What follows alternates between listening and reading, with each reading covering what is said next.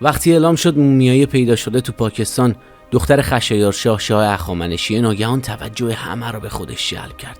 کشف مومیایی با این قدمت چیز کمی نیست، اونم از دوره مهمی از تاریخ ایران که هیچ جنازه مومیایی شده ای ازش پیدا نشده.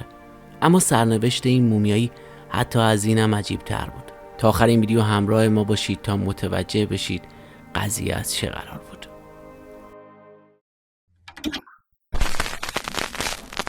قبل از شروع از پایین همین ویدیو عضو کانال ما بشید و با زدن دکمه زنگوله کنارش قبل از همه از ویدیوهای جدیدمون مطلع بشید. آبان ماه سال 79 بود که ماموران پلیس پاکستان با ویدیویی مواجه شدن که توی اون فیلمی از یه مومیایی به همراه تابوت نشون داده میشد و مردی ادعا میکرد که این یک مومیایی باستانی و قصد داره اونو بفروشه. قیمتی هم که به مجموعه داران اشیاء قیمتی پیشنهاد میداد 600 میلیون روپیه بود که اون زمان میشد چیزی حدود 11 میلیون دلار آمریکا. طبق قوانین پاکستان فروش این نوع آثار باستانی توی این کشور کاملا غیر قانونیه و برای کشوری مثل پاکستان که اصلا تو دنیا توی آثار باستانی و موزه‌های تاریخی حرفی برای گفتن نداره، کشف یه مومیایی میتونست نقطه عطفی برای شروع یه صنعت گردشگری پرسود باشه. به همین خاطر پلیس پاکستان به سرعت وارد عمل میشه و تحقیقاتش رو برای پیدا کردن کسانی که این ویدیو رو ضبط کرده بودن شروع میکنه. پلیس پاکستان خیلی زود مرد توی ویدیو رو شناسایی میکنه، علی اکبر. با بازجویی پلیس علی اکبر جای مومیایی رو لو میده. مومیایی تو خونه سردار ولی محمد ریگی، یکی از بزرگان قبیله ریگی تو شهر کویته پاکستان و تو نزدیکی مرز افغانستان بوده. پلیس به خونه ولی محمد ریگی میره و بعد از گشتن خونه یه تابوت چوبی کهنه پیدا میکنه که توش یه مومیایی بوده.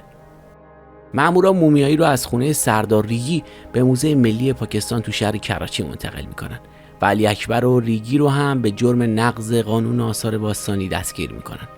خب حالا این سوال مطرح میشه که این مومیایی از کجا اومده و چطوری تو خونه ریگی جا خوش کرده. ریگی تو بازجویی‌ها میگه که این مومیایی رو از یه مرد ایرانی به اسم شریف شاهباغی گرفته و شاهباغی مومیایی رو خودش پیدا کرده و قرار شده که بعد از فروش مومیایی هر چقدر گیرشون اومد به صورت مساوی بین خودشون تقسیم کنن. پلیس به سراغ شاهباغی میره و اونو تو شهر خاران پیدا میکنه. خاران شهر کوچیکی توی پاکستانی که 3 ساعت با مرز ایران فاصله داره. شاهباغی تمام حرفای ریگی رو بازگو میکنه و میگه که زلزله باعث شده زمین ترک بخوره و این تابوت از زمین بیرون بیاد. منم سریع متوجه ارزشش شدم و نگهش داشتم تا تو فرصت مناسب براش مشتری پیدا کنم. پلیس تا حدی از ماجرایی که شاهباغی براشون تعریف میکنه رضایت پیدا میکنه، ولی بازم میخواسته اطلاعات بیشتری به دست بیاره. بنابراین قرار میشه که دوباره برگردن و سوالهای بیشتری بپرسن. شاید تو اون زمان ماموران پلیس پاکستان به درستی ابعاد این ماجرا رو درک نکرده بودن و دستگیر نکردن شاهباغی باعث میشه که بزرگترین سرنخ ماموران پلیس از چنگشون فرار کنه. چند روز بعد وقتی مامورا برای بازجویی و چه بسا بازداشت شاهباغی به خاطر نقض قانون آثار باستانی به دنبالش اومدن، دیگه خبری ازش نبود. از اون زمان تا حالا بیشتر از 20 سال میگذره ولی پلیس نتونسته هیچ اثری ازش پیدا کنه. حتی نمیدونن شریف شاهباغی اسم واقعیش بوده یا یه اسمی بوده برای ردگم کردن. خب برگردیم به اونجایی که گفتیم پلیس پاکستان مومیایی رو از خونه سردار ریگی به موزه ملی پاکستان تو شهر کراچی منتقل میکنه.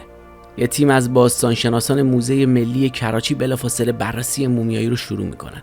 تو اون زمان دکتر اسما ابراهیم مدیر موزه ملی پاکستان بود و از احمد حسن دانی، یکی از بزرگترین و برجسته ترین باستانشناسان پاکستانی، برای بررسی مومیایی کمک میگیره و در نهایت نتیجه بررسی ها رو طی یه نشست خبری به اطلاع عموم مردم میرسونن. احمد حسن دانی اعلام میکنه که این مومیایی متعلق به 2600 سال پیش و مومیایی شاهدختیه به اسم روزگون، دختر خشایارشاه. مومیایی شاهدخت هخامنشی توی یه تابوت چوبی و داخل سارکوفاژی سنگی گذاشته شده بود. روی تابوت چوبی نقش برجسته بزرگی از فروهر، گل نیلوفر و 7 سرو کنده‌کاری شده بود و روی تاج طلا نماد 7 سرو تکرار شده بود. مومیایی روی اسیری آغشته به موم و عسل گذاشته شده بود و روی اونو با تخت سنگی پوشونده بودن. که جملاتی به زبون فارسی باستان روی اون حکاکی شده بود. نقابی طلایی هم روی صورتش بود و تاجی از طلا روی پیشونیش گذاشته شده بود. دستای مومیایی به حالت صلیبوار روی سینه‌اش قرار داشت و روی اونم یه لوح طلایی بود که روش با خط میخی حکاکی شده بود. روی این لوح نوشته شده بود من دختر شاه شاهان خشایارشا هستم. مازرکا حافظ من است و من روزگون هستم. مومیایی جثه کوچیکی داشت و بلندی قدش حدود 140 سانتی متر بود. هرودوت تاریخنگار یونانی قرنها قبل گفته بود که شاهان هخامنشی اجسادشون رو با عسل مومیایی میکردن، ولی ما نقش رستم رو داریم که قبر خشایارشا و بعضی از شاههای هخامنشی اونجاست. پس میدونیم اینطور که هرودوت گفته نبوده. مقامات پاکستانی مومیایی رو تو موزه ملی کراچی در معرض دید عموم قرار میدن و جریان کشف این مومیایی تیتر اول بیشتر مطبوعات دنیا میشه. پیدا شدن مومیایی با قدمت 2600 سال و تنها اثر به جا مونده از خاندان هخامنشی چیزی نبود که بشه به راحتی ازش گذشت. از اونجا که این مومیایی اصالتا ایرانی بود و ظاهرا تو مرز ایران پیدا شده بود، مقامای ایرانی مالکیتش رو حق مسلم خودشون میدونستن و برای پس گرفتنش به یونسکو شکایت کردن. توی میون طالبان افغانستان هم وارد ماجرا میشه. طالبان مدعی بود که مومیایی داخل مرزهای افغانستان پیدا شده و بعد به پاکستان قاچاق شده. حتی ملا قدرت‌الله جمال وزیر اطلاعات و فرهنگ وقت طالبان بعداً اعلام کرد که قاچاقچیانی که این جنایت شنی رو انجام دادن دستگیر کرده و اونا به جرمشون اعتراف کردن که البته این ادعای طالبان خریداری نداشت و کسی حرفشون رو باور نکرد. جدال بین ایران و پاکستان در جریان بود و بیانیه‌های تند و تیزی علیه هم صادر می‌کردن. بعداً مسئولان پاکستانی گفتن که این مومیایی اصلا ایرانی نیست بلکه مصریه، چون نشونه‌های زیادی از رسم و رسوم مومیایی کردن مصریان باستان توی این مومیایی پیدا شده و سالها و شاید هم قرنها قبل به اینجا قاچاق شده. ولی ایرانی‌ها هم پاپس نکشیدن و گفتن که تو زمان خشایارشا مصر هم جزئی از قلمروی امپراتوری هخامنشی بوده و این مومیایی اصالتش ایرانیه. توی این مدت اسما ابراهیم مدیر موزه ملی پاکستان نمونه ای از حصیر دور مومیایی و چوب تابوت رو به آلمان میفرسته برای آزمایش رادیوکربن تا سن حصیر و تابوت مشخص بشه و از طرف دیگه چون دیده بود توی حکاکی‌ها مشکلاتی وجود داره عکسایی از حکاکی‌ها رو برای نیکولاس سیمز ویلیامز تو لندن میفرسته که متخصص زبان‌ها و فرهنگ خاورمیانه بوده. تیم موزه ملی پاکستان مومیایی رو CT اسکن کردن و سن زن تو موقع مرگ حدوداً 21 سال تشخیص داده شد. اسما ابراهیم و همکارانش تو بررسی‌هاشون متوجه تفاوت‌های زیادی بین مومیای ایرانی و نمونه‌های مصری شدن، مثل طریق خارج کردن مغز از سر، جای شکاف روی شکم برای بیرون آوردن اعضای بدن. ولی مهمترین تفاوت داستان برداشته شدن قلب بود که تو مومیایی‌های مصری هیچ موقع قلب رو خارج نمی کردن، چون اعتقاد داشتن مرده ها تو دنیای بعد از مرگ بهش نیاز دارن. هیچ کس نمی دونست قرار ورق برگرده و چطور این راز باستانی قرار روی سیاه و زشتش رو نشون بده. توی همین زمان که یه تیم بین المللی از باستانشناسان مشغول کار روی مومیایی بودن، رسانه‌های ایران از قول باستانشناس ایتالیایی به اسم لورنزو کوستانتینی اعلام کردند که این مومیایی در حقیقت اسمش رودومناست و دختر کوروشه. این ادعای ایرانی‌ها تو رسانه‌های دنیا بازتاب زیادی داشت، چون کوستانتینی فرد شناخته شده‌ای توی جامعه باستانشناسی بود و تسلط خیلی زیادی به تاریخ و فرهنگ ایران داشت. ولی طولی نمیکشه که باستانشناس ایتالیایی از انتشار این خبر برآشفته میشه و توی مصاحبه اعلام میکنه روحش از چنین مصاحبه خبر نداره و پای واید موسکالا باستانشناس و موزه‌دار موزه هنر متروپولیتن توی نیویورک به ماجرا باز میشه. موسکالا میگه که قبلا یه نفر از طرف ولی محمد ریگی برای فروش این مومیایی با من تماس گرفته بود و من ازش یه تیکه حصیر از دور مومیایی و همینطور عکسای با کیفیتی از مومیایی و تابوت خواستم. و ادامه میده که اشتباهات حکاکی زیادی روی کتیبه و یا لوح وجود داره و نیمه دوم متن کتیبه ها کاملا از روی بیستون کپی شده که تو زمان داریوش پدر خشایارشا حکاکی شده. توی همین موقع جواب سیمز ویلیامز از لندن به دست اسما ابراهیم میرسه. سیمز ویلیامز تو گزارش خودش نوشته که توی این کتیبه هیچ اثری از حرف اضافه وجود نداره و اشتباه مهلک‌تر اینه که نویسنده به جای استفاده از اسم اصیل شاه دخت ایرانی از اسم روزگون که ریشه یونانی داره استفاده کرده، اسمی که یونانیا سالها بعد به کار بردن. یه جای کار ایراد داشت، چون به هیچ وجه ممکن نبود شاه ایران باستان اسم دخترش رو به صورت یونانی نوشته باشه، اونم به صورتی که بعدها مرسوم میشه، نه اونطوری که تو روزگار خودش رواج داشته.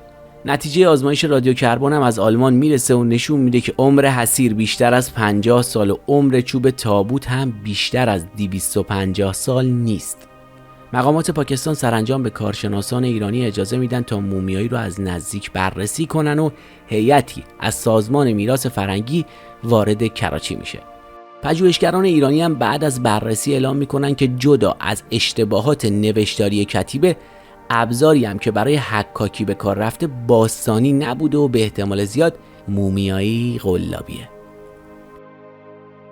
چند روزی میگذره و مسئولان پاکستان هم قبول میکنن که فریب خوردن و مومیایی قلابیه. ناگهان اون همه علاقه به مومیایی شاه دخت ایرانی فروکش میکنه و ارزش مومیایی تو طول چند روز از عرش به فرش میرسه. توی این میون یه سوال بی جواب باقی مونده بود.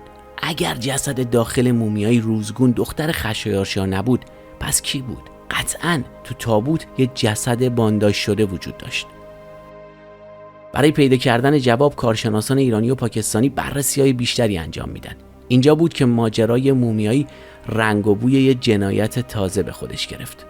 طی عملیاتی جنازه رو با دقت خیلی زیادی از مومیایی بیرون میارن و متوجه میشن که جسد زنی حدود 20 تا 25 سال است و آزمایش رادیو کربن بافت استخون جسد نشون میده که از مرگش هم فقط 3 سال میگذره. ولی چه کسی دست به جعل مومیایی و تابوت زده؟ این جعل کار هر کسی نمیتونست باشه. مومیایی اونقدر ماهرانه جعل شده بود که دست کم برای مدت 3 ماه بهترین و خبره‌ترین باستانشناسان جهان رو به شک انداخته بود. مطمئناً باید کار یه تیم کاملاً حرفه‌ای بوده باشه، از طلاساز و منبت‌کار و کسی که خطوط باستانی ایران رو تا حد زیادی میشناسه. دیگه برای همه تقلبی بودن جسد مهرت شده بود. پای کارشناسان پزشکی قانونی به پرونده باز شد تا پرده از رازی هولناک بردارن.